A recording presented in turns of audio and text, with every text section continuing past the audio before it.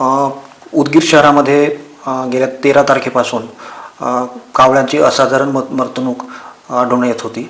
13 तारखेलाच पशुसंवर्धन विभागाने याचे नमुने म्हणजे मृत कावळे हे आपण राज्यस्तरीय पशु रोग अन्वेषण प्रयोगशाळा औंध पुणे तसेच निषाद म्हणजे हाय सिक्युरिटी प्रयोगशाळा भोपाळ येथे याचे नमुने पाठवण्यात आले होते. त्याचे सकारात्मक जे रिपोर्ट्स आहेत अहवाल हे काल एव्हियन इन्फ्लुएन्झासाठी पॉझिटिव्ह आलेले आहेत.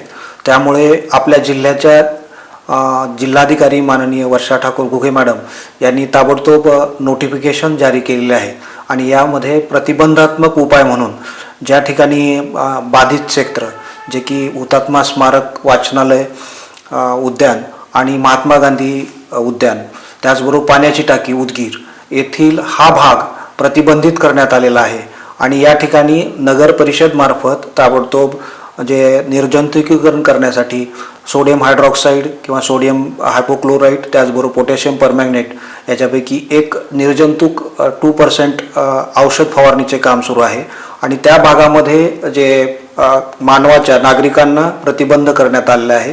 त्याचबरोबर पक्षी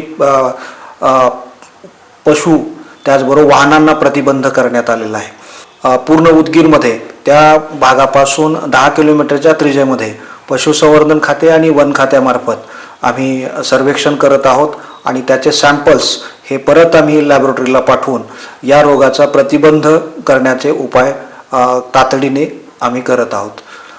त्यासाठी नागरिकांना एक नम्र निवेदन आहे की त्यांनी कुठल्याही अफवावरती विश्वास ठेवू नये किंवा भीती बाळगण्याची कारण नाही.